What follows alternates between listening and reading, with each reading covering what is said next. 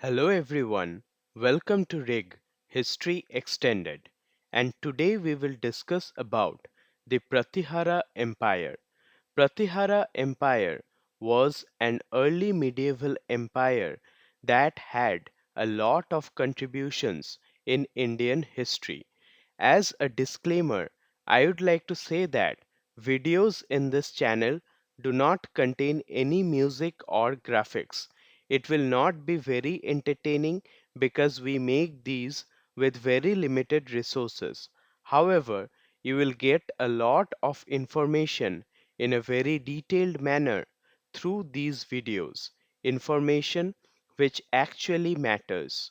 So let's start our discussion about the Pratihara Empire. Origins of the Pratihara Empire.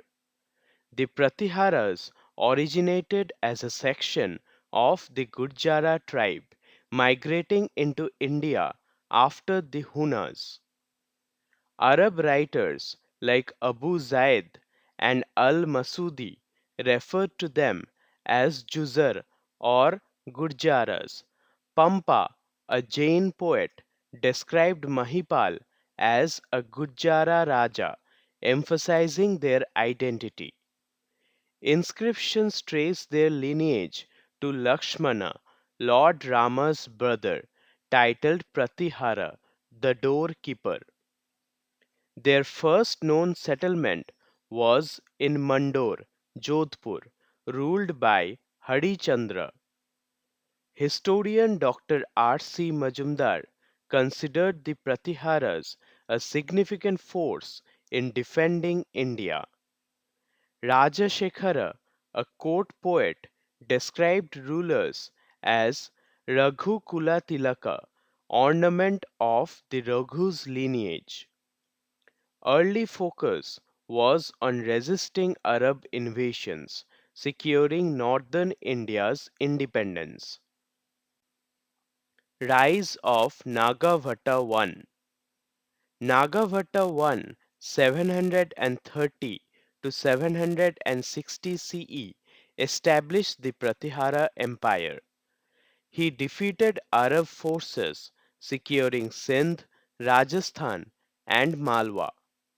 Historian D. C. Ganguly highlighted his defense against the Umayyad Caliphate. His capital at Avanti, Ujjain, became a political and cultural center. Nagabhata I expanded into Gujarat, strengthening alliances with Rajput clans. Inscriptions from Gwalior recognize him as a defender of Hindu states. His victory over the Arabs laid the foundation for a stable Pratihara dynasty.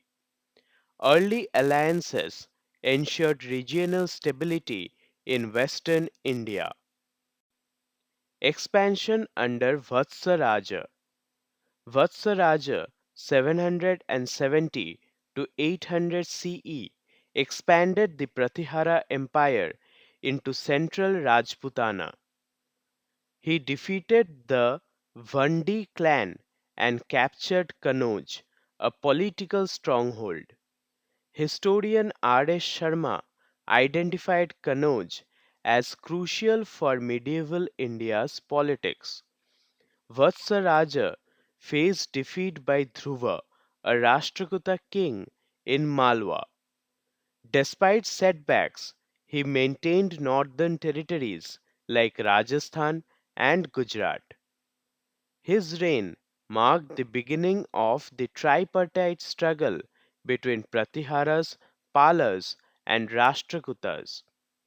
Inscriptions from Gwalior detail his military campaigns and conquest. Nagabhata II and Kannauj. Nagabhata II, 800 to 839 CE, reclaimed Kannauj, making it the Pratihara capital.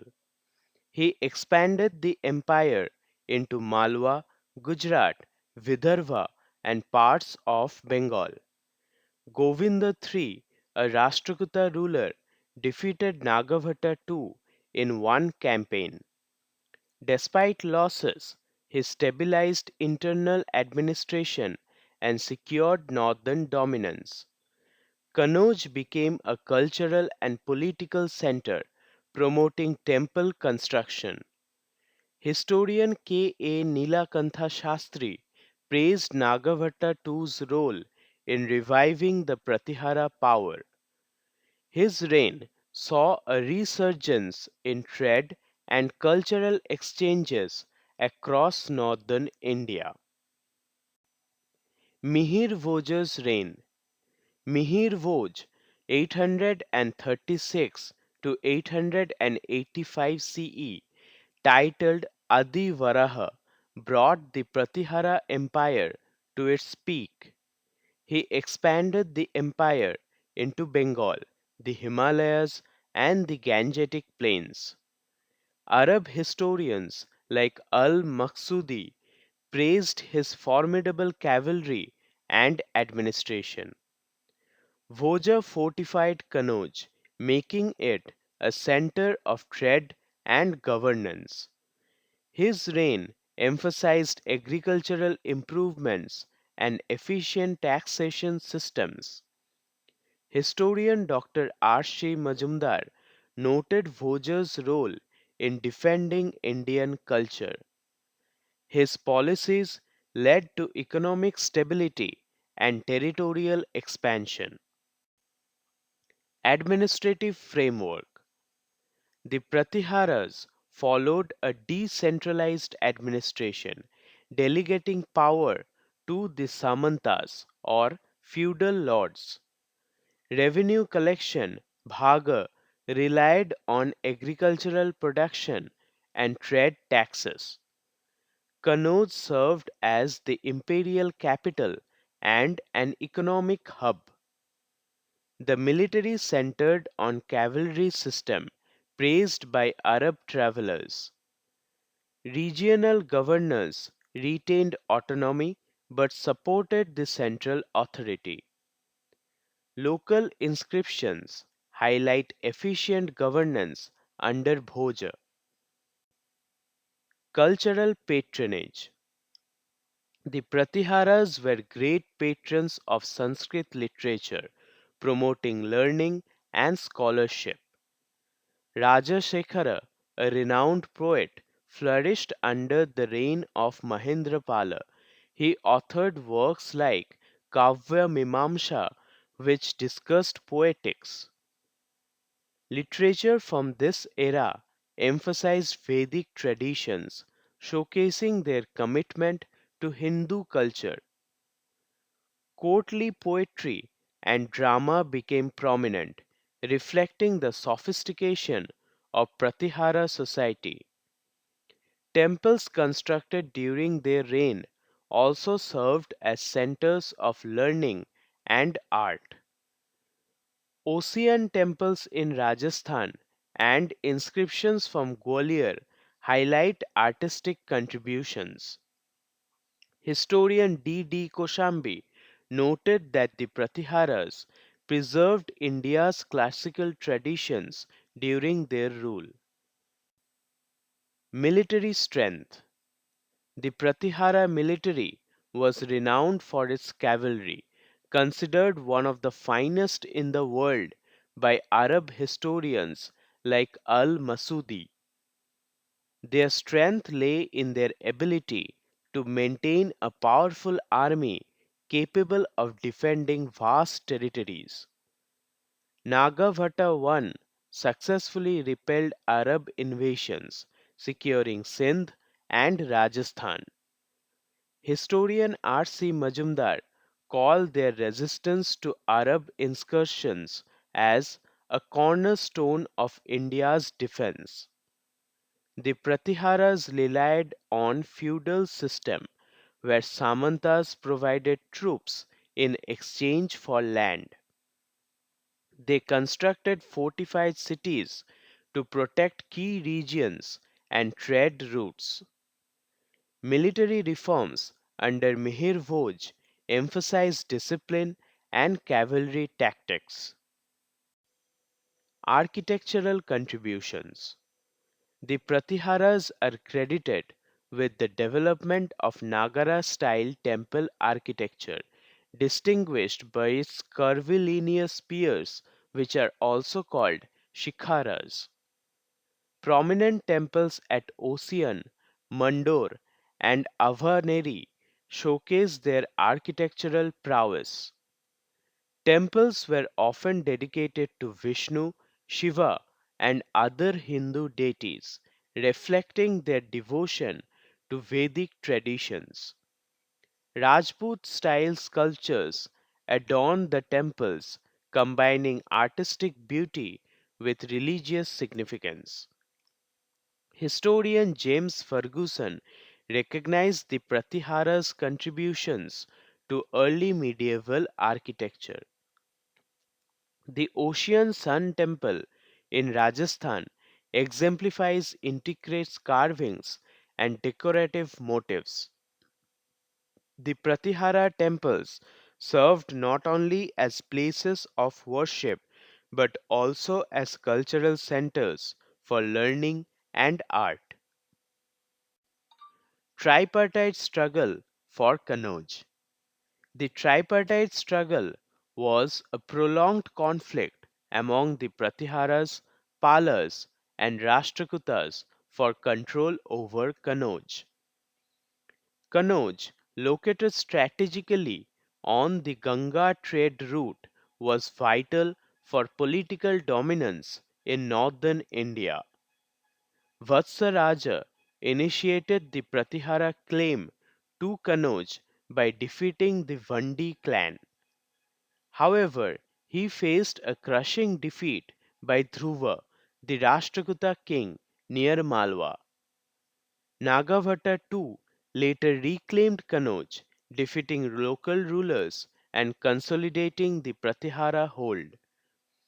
Historian R.S. Sharma emphasizes the symbolic and strategic importance of Kannauj in medieval Indian politics.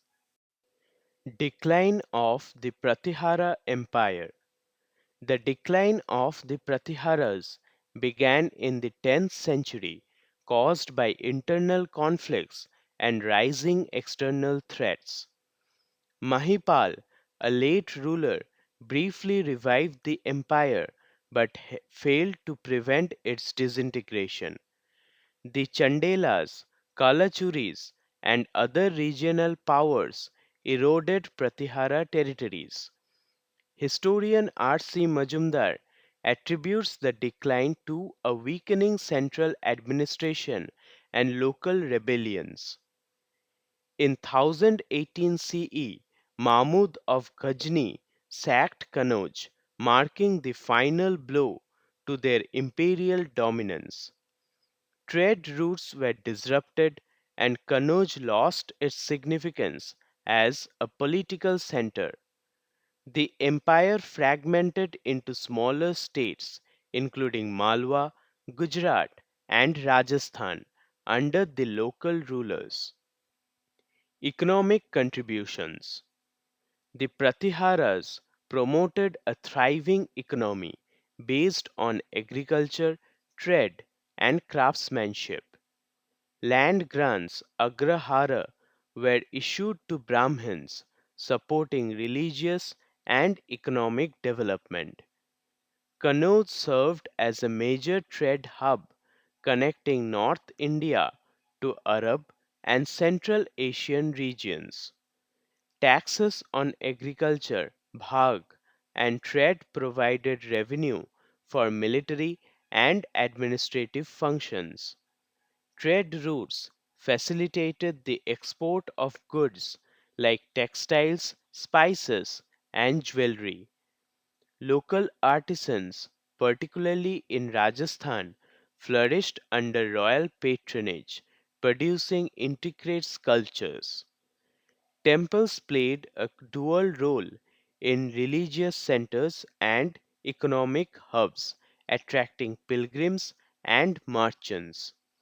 Historian K. A. Nilakantha Shastri highlights the Pratihara's role in maintaining economic stability during turbulent times. Resistance against Arab invasions. The Pratiharas' military efforts were crucial in halting the advance of Arab forces into India. Nagabhata I defeated the Arab armies in western India, securing Sindh and Rajasthan. Historian D.C. Ganguly describes the Pratiharas as the bulwark of India's against Islamic invasions. Arab accounts by al-Masudi and others praised their strong cavalry and defensive strategies. The Pratiharas prevented the establishment of permanent Arab control in northern India. Their victories preserved the culture and political independence of Indian states for centuries. Fortified cities like Avanti, Ujjain served as key military and administrative centers during this resistance. The decline of Arab Caliphate's influence in Sindh can largely be attributed to the Pratihara campaigns. Revival attempts under Mahipal. Mahipal, a 10th century ruler, attempted to revive the Pratihara Empire after years of decline. He regained control over parts of Kannauj and Gujarat, but his efforts were short lived. Regional powers like Chandelas and Kalachuris posed constant challenges to the Pratihara authority. Historian R. S. Sharma notes that Mahipal's reign marked the final significant phase of the empire. Despite Mahipal's efforts, the empire continued to lose territories to neighboring dynasties. The rising power of the Ghaznavids added further pressure, culminating in the sack of Kannauj. Mahmud of Ghajni's invasions marked the ultimate downfall of Mahipal's administrations. Legacy of the Pratiharas. The Pratiharas left a lasting legacy as defenders of Indian culture and political independence. Their resistance against Arab invasions safeguarded India's northern frontiers for nearly 3 centuries. Kannauj emerged as a political, cultural, and economic hub under their rule. The Pratihara period witnessed significant advancements in art, architecture, and literature. Historian D. D. Kosambi emphasized their role in preserving classical Hindu traditions. Temples like those in Ocean and Mandor remain architectural marvels of the period. Their contributions to Sanskrit literature include works like Kavya Mimamsha by Raja Shekhar. Despite their decline, the Pratiharas influenced their regional powers, including the Chandelas and Chalukyas. Historian R. C. Majumdar described them as one of the greatest medieval Indian dynasties. Conclusion. The Pratihara Empire marked a golden era in India's early medieval history. Their achievements rival those of the Guptas in political unity and cultural patronage. The Pratihara's military efforts prevented the spread of Arab influence into the Indian heartland. Kannauj became a symbol of political power and cultural prosperity under their rule. Their architectural contributions, especially in the Nagara style, influenced subsequent Indian dynasties. Literature flourished under their patronage, with works like Kavya Mimamsha reflecting their sophistication.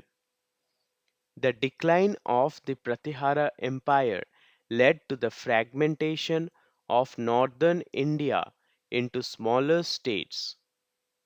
Historian R.S. Sharma emphasized their pivotal role in shaping Indian history during the medieval period. So that was all about the Gujjara Patihara Empire. Hope you have liked the videos. This video will help you if you are interested in history or if you are preparing for any kind of competitive exam. Thank you for your love and support, and with your support I hope to bring brighter contents in future.